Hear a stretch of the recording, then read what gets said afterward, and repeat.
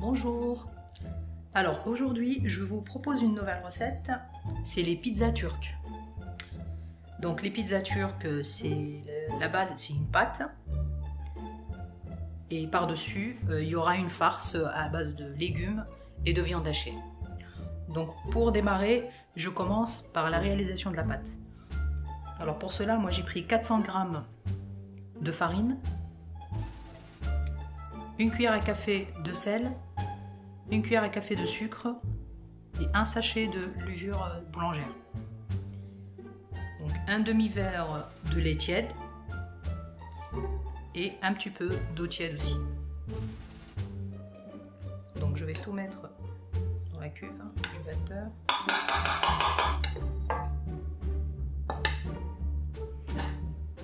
Là je vais tout mélanger en même temps. On va rajouter la levure, le sucre et le sel.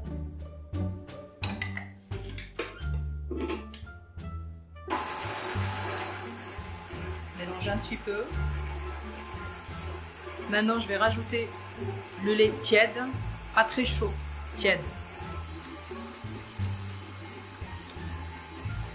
Je complète avec un petit peu d'eau tiède. Donc moi là j'ai pris à peu près un petit verre d'eau. Comme ce que je vous ai déjà dit précédemment, ça dépend de la farine, donc on va verser petit à petit.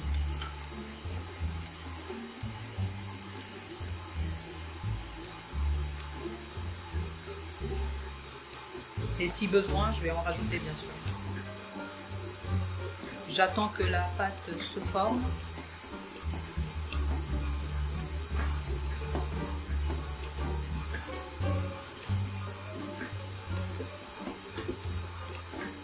Moi, je vais rajouter encore de l'eau.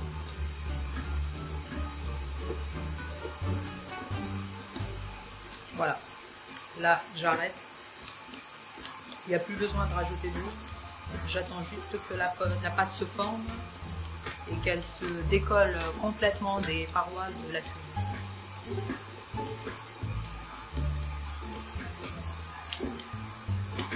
Voilà, comme vous voyez, la pâte elle s'est complètement décollée des parois. Donc maintenant je vais laisser pétrir pendant une dizaine de minutes. Voilà, donc là la pâte est prête. Elle colle légèrement, c'est normal. Maintenant, on va décoller du crochet.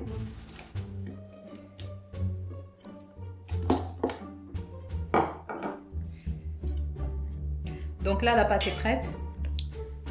Je vais la couvrir et la laisser poser pendant 2 heures. Dans un endroit sec, pas de courant d'air.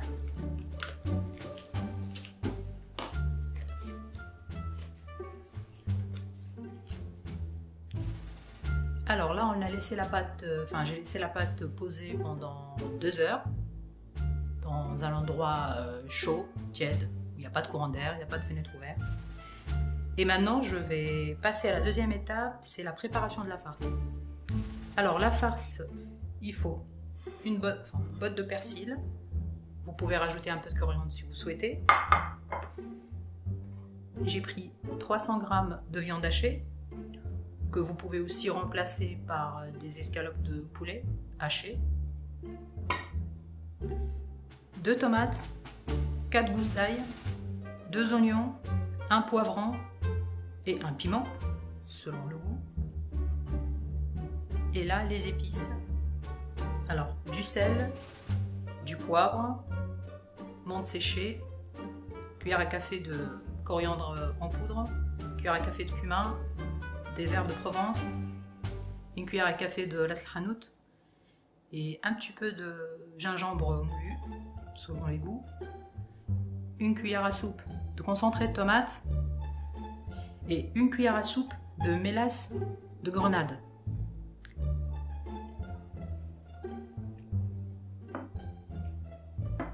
Alors pour démarrer, je vais hacher tous les légumes très finement. Pour cela, je vais utiliser mon hachoir.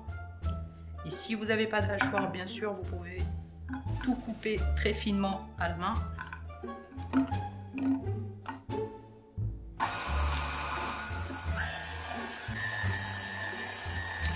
Voilà, là j'ai fini de hacher tous les légumes, j'ai tout mélangé ensemble, même avec le persil aussi.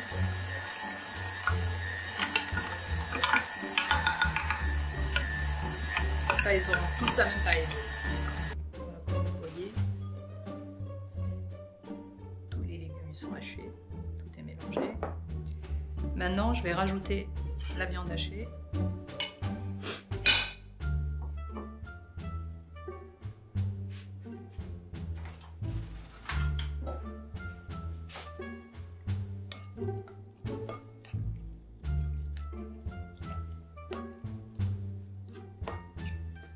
Comme vous voyez, j'ai pas mis tout le persil, j'ai laissé un petit peu pour la décoration.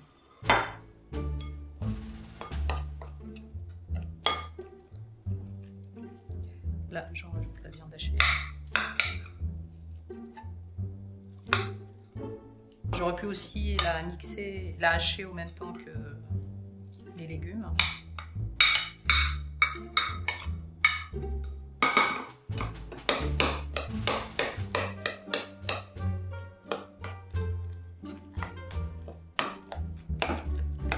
Faut bien mélanger.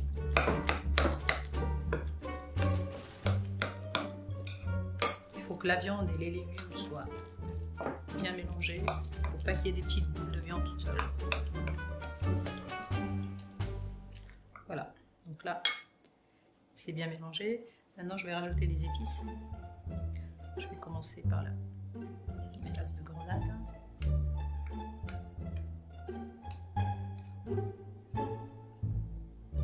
Donc, mélasse de grenade, ça se trouve, enfin, vous pouvez le trouver dans tous les magasins qui vendent des produits orientaux.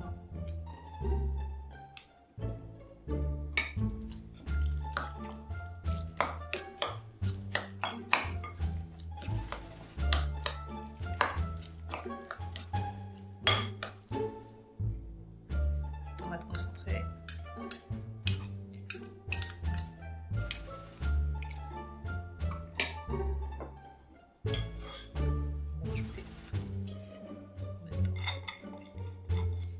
Et bien sûr, les épices, s'il y en a que vous n'aimez pas, vous pouvez bien sûr les enlever ou les remplacer par autre chose.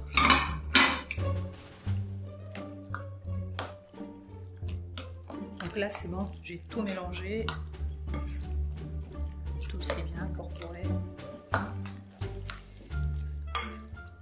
Alors ce plat, il ressemble beaucoup à un autre plat oriental, syrien plutôt. C'est la sfiha syrienne. Bon, il y a des petites choses qui sont un petit peu différentes. Donc moi, je vais rajouter une cuillère à soupe de crème de graines de sésame. J'aime beaucoup le goût que ça donne. Voilà.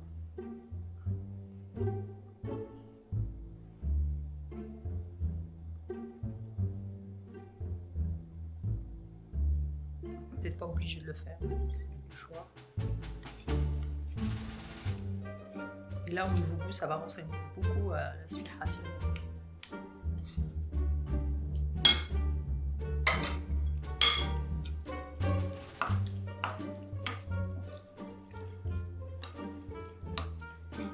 Donc là, je finis de tout mélanger. Après, je vais les couvrir, réserver de côté en attendant que la pâte soit prête. Voilà, là, comme vous voyez, la pâte, elle a bien levé. Elle a doublé de volume. Voilà. Donc là, je vais juste la dégazer un peu.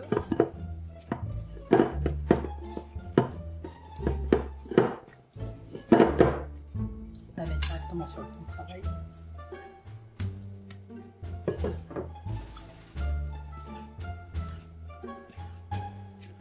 Elle a bien posé.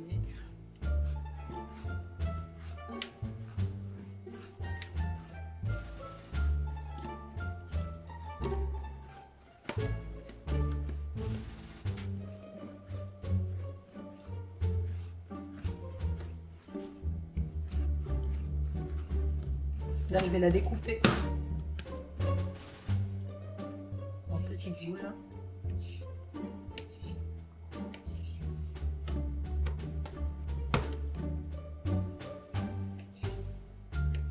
Faut pas faire des grosses boules, hein.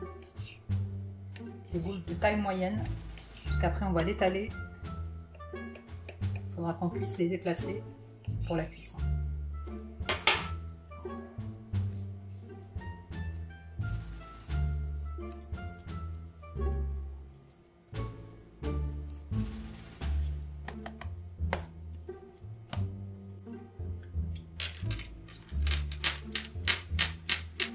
Voilà. Toutes les boules là sont prêtes. Je me laisse un peu de côté, un peu d'huile au-dessus.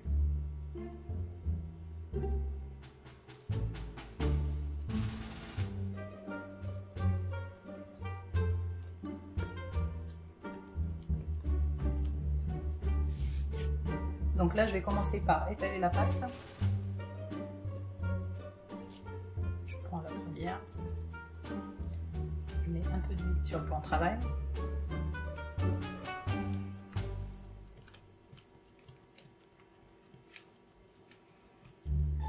Donc la cuisson, moi j'ai choisi de les faire cuire sur la plaque. Donc j'ai déjà mis la poêle à chauffer.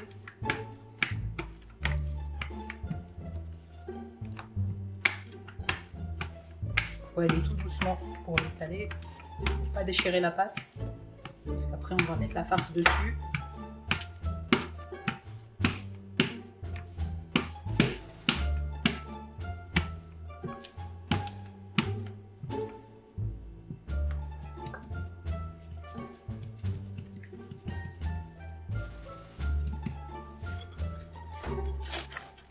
Ma farce c'est juste là.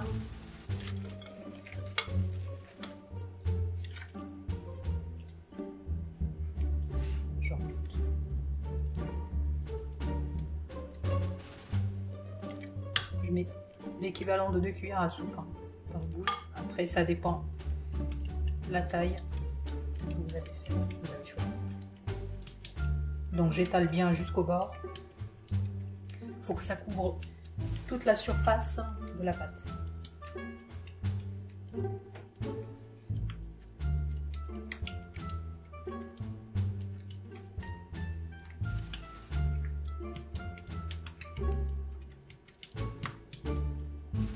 Et là, je vais la mettre à cuire. Faire tout doucement, ne pas déchirer la pâte. Voilà.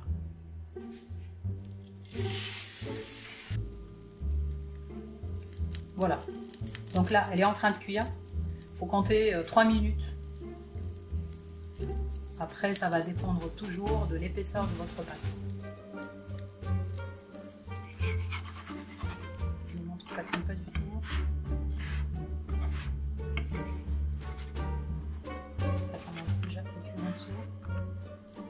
Alors moi ce que je veux faire c'est que je vais couvrir, comme ça ça va bien cuire au-dessus aussi.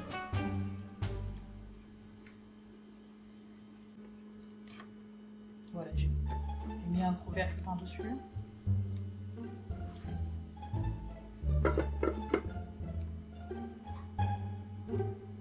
Vous pouvez aussi les faire cuire au four. Il faut préchauffer le four à 180 degrés. Il faut compter une quinzaine de minutes.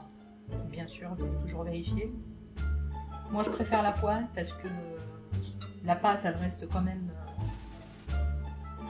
moelleuse et pas sec.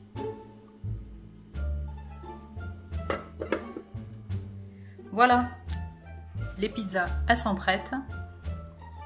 Comme vous voyez, la pâte, elle n'est pas dure du tout. Hop. Ça sent très très bon.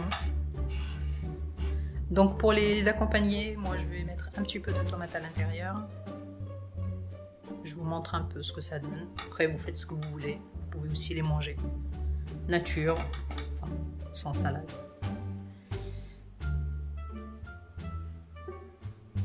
Vous pouvez aussi rajouter des piments, des olives, ce que vous voulez. Un petit filet citron.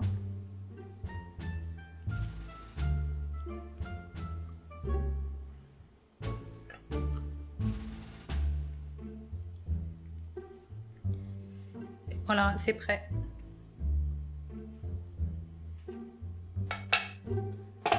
J'espère que la recette vous a plu. Elle n'est pas très compliquée et je peux vous dire que ça sent très très bon. Voilà, à très bientôt. Au revoir.